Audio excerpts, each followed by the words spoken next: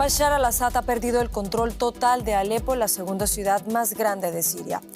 Esto asegura una ONG que afirma que la ofensiva sorpresa de rebeldes islamistas ha dejado más de 370 muertos. Con esta noticia comenzamos el informativo en Deutsche Welle. Yo soy Carol Guerrero, los saludo desde Berlín. Arrancamos con titulares.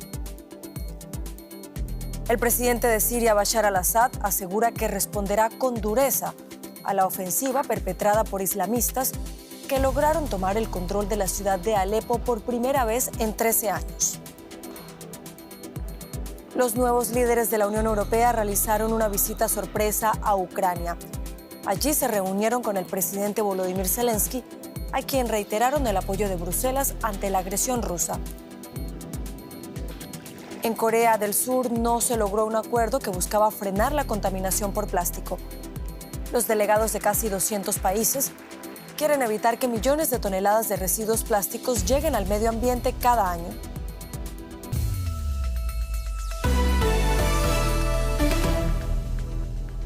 El ejército sirio está enviando refuerzos hacia el noroeste del país y está lanzando ataques aéreos contra los insurgentes que tomaron la ciudad de Alepo en una ofensiva sorpresa.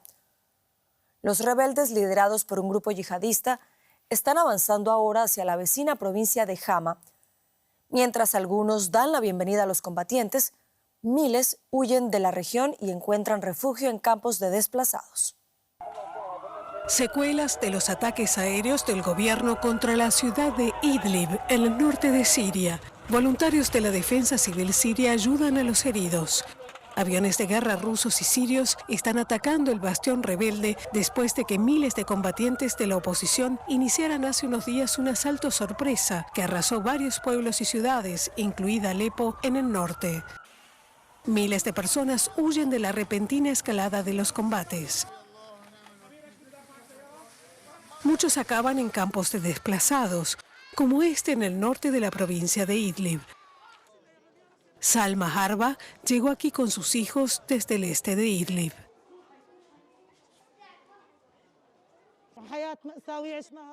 Los ataques se hicieron demasiado duros para seguir viviendo allí.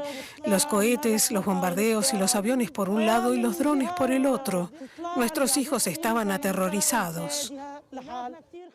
Incluso antes de estos últimos ataques y contraataques aéreos, Siria ya enfrentaba una de las mayores crisis de refugiados del mundo. Según la ONU, más de 7 millones de personas siguen desplazadas en el interior del país a causa de la guerra civil. Ahmar Muahid es de un pueblo a las afueras de Idlib. Como muchos otros refugiados, espera que la coalición de grupos rebeldes logre derrocar al presidente Bashar al-Assad. Estamos siguiendo las noticias del combate y si Dios quiere, el régimen caerá. Contamos los días porque los niños están agotados. Vinimos aquí solo con la ropa que llevábamos puesta, nada más. Unos 70 kilómetros al norte, el avance rebelde ha permitido a otro grupo de residentes exiliados regresar a casa. Esta fila de vehículos entra en la ciudad de Alepo. Tras una década de control de las fuerzas de Bashar al-Assad, los combatientes de la oposición han capturado gran parte de la mayor ciudad de Siria.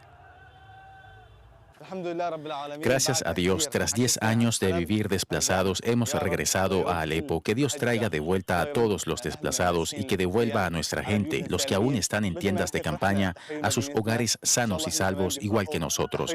Nos alegramos por la liberación de nuestra ciudad. El ejército sirio dice que está enviando refuerzos para hacer retroceder a los rebeldes. El presidente Bashar al-Assad los llama terroristas y promete derrotarlos. Y la Agencia de Naciones Unidas para los Refugiados Palestinos suspendió la entrega de ayuda en la Franja de Gaza a través del principal punto de entrada, el paso fronterizo de Kerem Shalom. El director de la agencia afirma que el paso no es seguro desde hace meses y que grandes convoyes de ayuda son atacados por bandas armadas. Mientras tanto, continúan los bombardeos israelíes en Gaza. Según las autoridades de la franja, controlada por Hamas, unos 100 palestinos han muerto en las últimas 24 horas por ataques israelíes, incluidos 40 en un bombardeo contra una vivienda en Beit Lahia. Ampliamos ahora informaciones con la periodista Maya Siminovich, a quien saludamos a esta hora en Tel Aviv. Maya, buenas noches. Por favor, cuéntanos qué más se sabe sobre esta decisión de la Agencia de Naciones Unidas para los Refugiados Palestinos de suspender la entrega de ayuda en la franja a través de ese principal paso fronterizo. Hola, Carol. Bueno, se sabe que efectivamente Lazzarini, el jefe de la UNRWA, ha dicho esto hoy. Ha dicho también que se ha convertido en una cuestión muy peligrosa trasladar ayuda humanitaria porque están siendo atacados por bandas armadas. Lo que no dice es por qué bandas armadas, y esto es lo que Israel le critica, que es allegados de Hamas y también bandas criminales de Gaza son los que asaltan de manera permanente los camiones de la UNRWA y también de otras organizaciones humanitarias. Y lo que dice Israel, los que están encargados de hacer pasar estos camiones, es que los de la UNRWA son solamente el 7% de toda la ayuda humanitaria que está recibiendo Gaza por 4 puntos diferentes. Así que lo que la UNRWA dice en este caso parece que no es muy relevante dentro de la realidad de la franja de Gaza.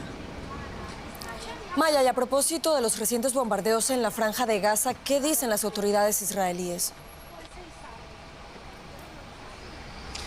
Las autoridades israelíes no se refieren nunca o casi nunca, salvo que haya cosas como la de la World Central Kitchen o muertes de este estilo, no se refieren a los muertos de Gaza. Es una cosa muy permanente en esta guerra. Tampoco los medios de comunicación israelíes, salvo salvadas excepciones, lo hemos dicho varias veces, muestran a los israelíes lo que verdaderamente está pasando en Gaza, lo cual pone en entredicho la labor periodística en este país de manera muy grave. Y dicho esto, tampoco sabemos de verdad qué está pasando en Gaza, porque Israel no permite que entren los periodistas. La información que sale de Gaza es monopolio de Hamas y Hamas no son los palestinos informan, tratan de informarse por redes sociales y por ahí se ven las cosas que pasan más o menos, pero hace falta inferir mucho más que verdaderamente estar informados. Esta es la parte más ardua, entre otras, de esta guerra, no saber realmente qué es lo que está pasando ahí dentro ni los números. Maya Siminovich en Tel Aviv, gracias por estas informaciones. Y la nueva jefa de la diplomacia europea, Kaja Kallas, realizó una visita oficial sorpresa a Kiev. El presidente de Ucrania, Volodymyr Zelensky, se reunió con la representante europea, quien le aseguró el apoyo militar y financiero de los países del bloque en la guerra contra Rusia. La estonia Kallas comenzó este domingo su mandato relevando en el cargo al español Josep Borrell. La acompañaron el nuevo presidente del Consejo Europeo, el portugués Antonio Costa, y también la comisaria europea para la ampliación, la eslovena Marta Kos. Y en el marco de esta visita, el presidente ucraniano Volodymyr Zelensky también reiteró su deseo de que su país ingrese algún día a la OTAN. Escuchemos. Nuestra agenda también incluye la cuestión de la OTAN. La invitación a Ucrania a ingresar en la alianza es necesaria para nuestra supervivencia. Estamos trabajando a todos los niveles para reforzar la posición de Ucrania y de toda la comunidad euroatlántica. Estoy agradecido a todos los que nos ayudan. El primer ministro de Georgia, Irakli Kovakidze, declaró que la presidenta del país, Salomé Zurabishvili, debe abandonar el cargo cuando termine su mandato este mes. Zurabishvili se había negado a dimitir por considerar que el Parlamento, que surgió de las elecciones del mes pasado y que ella considera fraudulentas, no tiene autoridad para nombrar a su sucesor. Kovakidze también descartó la repetición de elecciones a pesar de las protestas masivas que se han registrado desde que se conocieran los resultados. Cada 1 de diciembre se conmemora el Día Mundial de la Lucha contra el SIDA. Según ONU-SIDA, para 2030 el mundo podría poner fin a la pandemia, pero solo si los líderes mundiales protegen los derechos de las personas afectadas por VIH o en riesgo de contraer la infección. A pesar de los tratamientos antirretrovirales y medicamentos preventivos como la PrEP, muchos no se han podido beneficiar. ONU-SIDA hizo un llamamiento para facilitar el acceso a estos medicamentos. Para conocer detalles del panorama global y también regional del VIH, nos acompaña la señora Luisa Cabal. Ella es la directora de ONU-SIDA para América Latina y el Caribe. Señora Cabal, muchas gracias por estar con nosotros.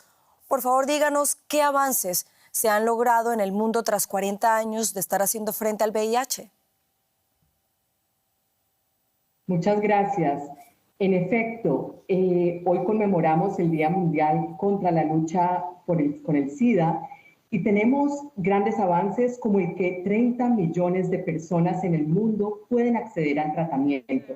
Aún nos quedan otras 10 por llegar, pero también hemos logrado una reducción a nivel mundial del 39% de nuevas infecciones desde el 2010. ¿Pero qué nos falta? Tenemos una caja de herramientas que, como usted decía, está la PrEP, que es un medicamento para prevenir el contagio, y tenemos lo que llamamos el I igual I, indetectable igual intransmisible. Las personas que adhieren al tratamiento no transmiten el virus. Desafortunadamente, aún sufrimos del virus del estigma y la discriminación a nivel mundial. Bueno, y ya mirando la región, ¿cómo es el escenario en América Latina y el Caribe? ¿Cuáles son los mayores retos para nuestra región, señora Cabal? Sí, es indudable que han habido grandes avances y es importante notar que en acceso a medicamentos los gobiernos, gracias a la abogacía de las comunidades, han logrado avances, como por ejemplo el tener de 61% de personas en tratamiento del 2018, ahora al 73% del 2023. Esto es fundamental.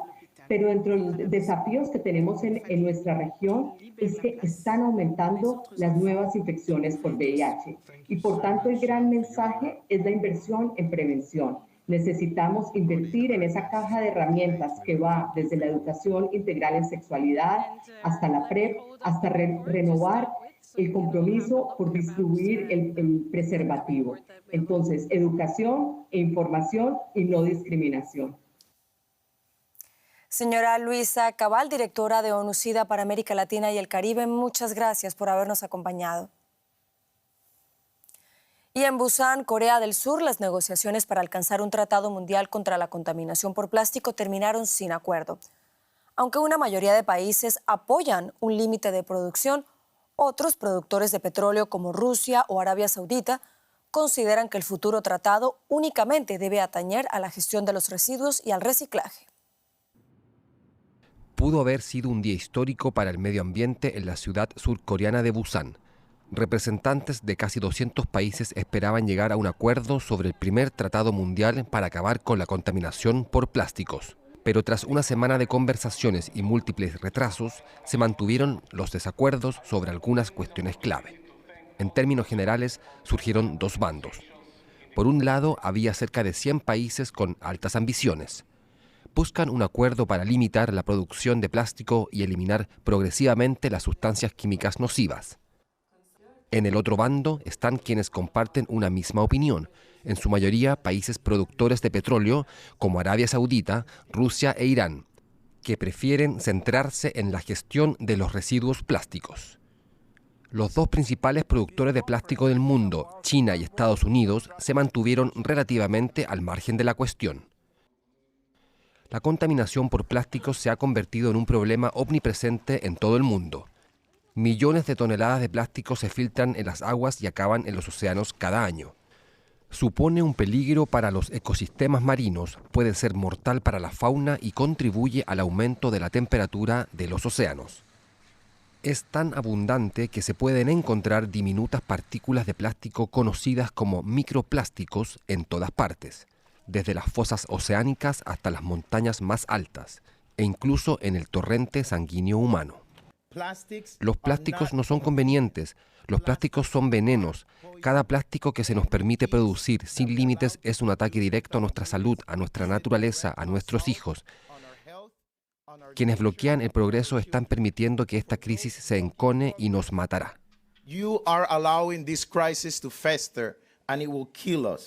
A pesar del fracaso de las negociaciones, aún hay motivos para el optimismo. Yo no diría que ha sido un fracaso. Tenemos una coalición de voluntarios, más de 100 países que quieren esto, y podemos empezar a trabajar juntos y estamos dispuestos a hacerlo. Todos los países deben estar de acuerdo con una propuesta para que se incluya en el tratado, pero lo único en lo que los delegados pudieron ponerse de acuerdo unánimemente fue en que necesitan más tiempo. Y los ecologistas dicen que el tiempo se acaba. Y con esto llegamos al final del informativo. Sigan conectados a Deutsche Welle. Los espero en menos de una hora con más noticias.